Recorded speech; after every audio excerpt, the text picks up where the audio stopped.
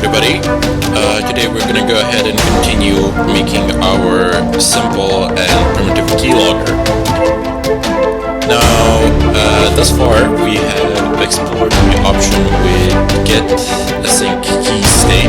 That is the function that we will be using for this section anyway. But if there is enough interest and if enough people want it, we will also make one with a hook, which is a more sophisticated version of a keylogger, which is basically not scanning the keyboard, let's so to say, which is not scanning the keyboard input non-stop, rather instead it's hook-based. It's based on hooks and it's event-driven.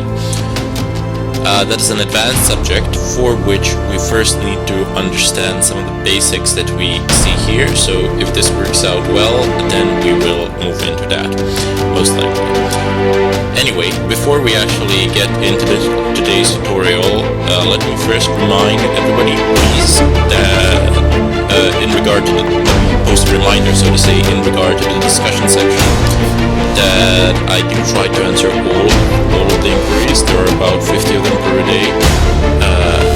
Please, if I have missed yours, if I haven't answered yours, let's say within 24 hours or something of a kind, please do not hesitate to send me a private message. This pretty here.